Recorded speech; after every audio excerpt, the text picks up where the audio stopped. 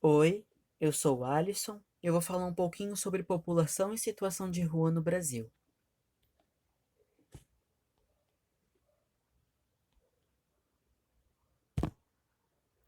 Aqui a gente tem um conceito inicial, que é bem autoexplicativo. Eu vou fazer a leitura dele e creio eu que com essa leitura vai ficar claro para vocês sobre o que a gente está falando e a que ponto a gente quer chegar com esse trabalho. Pode-se afirmar que o surgimento da população em situação de rua é um dos reflexos da exclusão social, que a cada dia atinge e prejudica uma quantidade maior de pessoas que não se encaixam no atual modelo econômico, o qual exige do trabalhador uma qualificação profissional, embora essa seja inacessível à maioria da população. É inegável que a cada ano mais indivíduos utilizam as ruas como moradia, fato desencadeado em decorrência de vários fatores, como a ausência de vínculos familiares, desemprego, violência, perda da autoestima, alcoolismo, uso de drogas, doenças mentais e entre outros fatores. Aqui a gente tem alguns prós e contras. Obviamente, não existem prós se tratando de população em situação de rua, então a gente comenta direto os contras. A primeira grande questão é que a pessoa que vive nas ruas tem um risco maior de adquirir doenças, pois alimenta-se mal, está submetida a alterações climáticas, dorme mal, compartilha de espaços aglomerados e vive sob intenso nível de estresse, com medo de ser roubada ou agredida. Outra dificuldade é a da percepção do indivíduo em relação ao que sente. A pessoa que tem problemas de saúde muitas vezes não prioriza tratar-se, por viver numa lógica de sobrevivência. Quando não se sabe se vai comer ou onde se vai dormir à noite, tosse, febre e até mesmo a dor ficam em segundo plano. É interessante a gente dar um foco na parte que fala sobre compartilhar espaços aglomerados, justamente pelo atual cenário em que a gente se encontra. É uma das grandes preocupações do Ministério da Saúde como evitar a grande disseminação do vírus em espaços onde se localizam esses moradores de rua. Então, seria interessante trazer no texto alguma solução para esse problema. Tentar sair um pouco do óbvio e do clichê que geralmente a gente acaba caindo. Né? Então seria muito interessante trazer uma proposta para esse problema dos espaços de grandes aglomerações. Aqui a gente tem alguns impactos sociais e eu vou falando um pouco deles. O primeiro é a falta do número de camas nos abrigos e albergues públicos. É muito claro para a gente que moradores de rua não são prioridades dos governantes, então os poucos espaços públicos que atendem essas pessoas acabam não suportando a grande quantidade de moradores de rua que os procuram. Um problema grave é o inverno rigoroso. Muitas vezes acontece desses moradores acabarem morrendo por causa do frio. Cerca de 40% desses cidadãos não possuem documento de identificação, portanto, são como pessoas praticamente são pessoas que não existem, né? A falta de higiene, que muitas vezes pode gerar graves doenças, falta de alimentação, que pode deixar a pessoa fraca por ausência de nutrientes no seu organismo, e envolvimento com drogas e a criminalização. A grande maioria das pessoas que está na rua tem algum envolvimento com drogas ou vai ter algum envolvimento, e para conseguir ter o sustento desse vício, acaba recorrendo à criminalização. Aqui do lado a gente tem uma imagem que fala um pouco sobre o dia a dia do morador de rua, com diversos gráficos, diversos dados que vocês podem estar colocando no texto de vocês. E esses gráficos falam sobre o acesso à alimentação e serviços, local usado para tomar banho, local onde dorme e local usado para as necessidades fisiológicas. Aqui a gente tem algumas falas de autoridades sobre o assunto, a gente trouxe duas. A primeira é do governador do Rio de Janeiro, Wilson Witzel, onde ele fala que, por mais que a situação de moradores de rua seja algo, como eu posso dizer, que pertence aos municípios, ele, no lugar de governador, não vai esperar os municípios agirem e ele mesmo vai tomar medidas em relação a isso.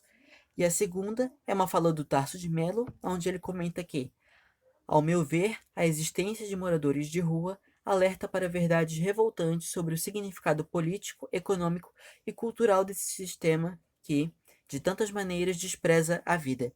O Tasso de Mello é um poeta e advogado, doutor em filosofia do direito, formado pela USP.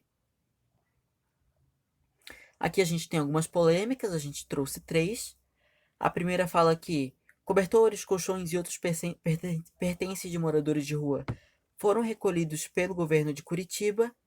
A segunda se assemelha muito a essa, que fala que na gestão do Fernando Haddad a mesma coisa aconteceu, porém, ainda na gestão dele, durante a época de frio, empresas de limpeza lançaram jatos de água nos moradores de rua. E a última, ainda falando de São Paulo, que é a maior cidade do país, onde haviam 15.905 moradores de rua no último censo realizado, pouco mais da metade deles, que são 8.570 pessoas, estavam abrigadas, e isso é equivalente a 54%. É importante frisar que, apesar de alguns moradores de rua optarem por não ir aos abrigos, esse número de 8.570 pessoas ainda é uma minoria. Aqui a gente tem alguns exemplos concretos, então a gente tira isso das estatísticas, dos números, ou das matérias, e traz para a vida real. O primeiro caso fala da Cracolândia, que é conhecida como Terra do Crack, ou Boca do Lixo, que se localiza no centro da capital, em São Paulo. Aqui fala que lá há entre 20.000 e 25.000 moradores de rua, e infelizmente, desses 20 a 25.000, 3% são crianças. Eles agregam aqui mais o dado, que fala que a população de São Paulo cresce em média 0,7% ao ano, e o número de moradores de rua assustadoramente cresce 4,1% ao ano. O segundo caso é de um senhor chamado Sebastião Luiz Ramalho, de 53 anos, que ele conta um pouco o motivo dele ter ido para a rua. Ele fala que há 8 anos atrás, ele perdeu o filho dele de 15 anos devido a um tumor. Ele caiu em uma depressão, não conseguiu se reerguer e, infelizmente, foi obrigado a ir para a rua. O link da matéria está aqui, é uma matéria do G1, caso alguém queira ler um pouco mais, se apropriar um pouco mais sobre o assunto, para ter um pouco mais de propriedade na hora de escrever o seu texto. O segundo fala sobre o Marcos Pinheiro da Conceição, de 34 anos, que era morador de Salvador, na Bahia, e ele também fala sobre o motivo dele ter ido para a rua. Ele diz que por causa da violência, ele tinha medo de pôr a família dele em risco, então ele resolveu sair de casa, pegou carona com um caminhoneiro, parou em uma cidade e lá ele foi obrigado a ir para as ruas porque não conseguiu se instalar. Tem uma fala dele aqui que é muito interessante, onde ele fala: a gente briga, discute, mas a família é sempre unida e a gente não deixa ninguém atrapalhar nossa vida. Isso ele está se referindo aos moradores de rua, então a gente tem aqui um pouco de como é o sentimento dele em relação a tudo isso. E a última é uma fala do Alessandro, de 20 anos, onde ele fala isso no vídeo Invisíveis, e o comentário dele foi: a falta de carinho revolta o ser humano.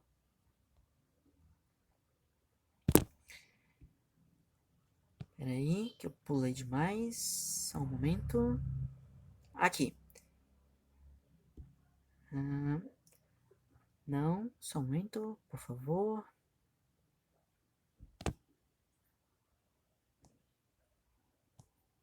Deixa eu voltar aqui. Tive um pequeno probleminha. Só um momento, por favor.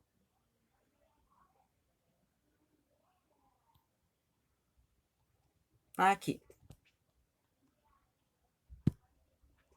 Cheguei. Aqui nós temos algumas curiosidades em relação a isso. A primeira fala do gênero. 82% da população que mora nas ruas é masculina. E infelizmente a maioria é jovem. De 15,3% são homens, na faixa etária dos 18 aos 25 anos. Falando sobre a cor de pele, a grande maioria é negra. E sobre o capitalismo, a lógica capitalista afetou o processo de exclusão social que vem crescendo cada vez mais. Isso se mantém por conta da falta de assistência governamental e pelo descaso da população, que já se habituou a essa questão, né? Aqui do lado a gente tem mais uma imagem com diversos gráficos, diversas informações que, novamente eu repito, estão aqui para agregar conhecimento e informações aos textos de vocês. Ele fala sobre o perfil dos moradores de rua. Então tem gráfico falando sobre razões para a ida para a rua, características socioeconômicas, vínculos familiares, formação escolar, trabalho e renda, ok? Aqui a gente fala um pouco sobre as possíveis fundamentações, lembrando que fundamentações são informações e áreas de conhecimento que servem para agregar, para enriquecer, né, o texto dissertativo argumentativo. Aqui a gente trouxe três áreas, duas científicas, uma filosófica e a outra literária. A primeira é uma científica, que é uma pesquisa feita pelo IPEA. A segunda é uma fala de Aristóteles, então filosófica, que fala: a política deve ser utilizada de modo que, por meio da justiça, o equilíbrio seja alcançado. O terceiro é uma literária, que fala do livro O Cortiço, que também traz um pouco dessa realidade do morador de rua, um pouco do cotidiano. E a última também é uma pesquisa, então a gente entra novamente na parte científica, feita pelo Ministério do Desenvolvimento Social e Combate à Fome. Aqui a gente tem algumas indicações, caso alguém queira saber um pouco mais sobre o assunto. Então a gente deixou aqui vídeos e matérias para vocês estarem acessando, tendo mais propriedade para falar e estarem mais preparados na hora de escrever o texto, certo? E aqui a gente chega na parte final, que é a proposta de redação. Eu vou ler a proposta e os textos motivadores eu deixo para vocês lerem. Nós temos 3 textos, um deles é uma imagem e os outros 2 são matérias, tá? Então, a partir da leitura dos textos motivadores seguintes e com base nos conhecimentos construídos ao longo de sua formação, redija um texto dissertativo argumentativo em modalidade escrita formal da língua portuguesa sobre o tema população em situação de rua no Brasil, apresentando proposta de intervenção que respeite os direitos humanos, selecione, organize e relacione de forma coerente e coesa argumentos e fatos para a defesa de seu ponto de vista. Então aqui texto 1, uma imagem, texto 2, uma matéria e o texto 3 também uma matéria.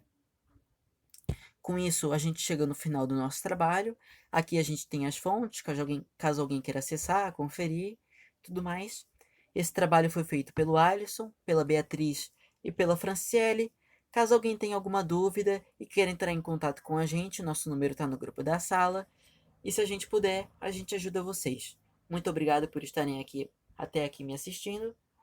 Abraços e até mais.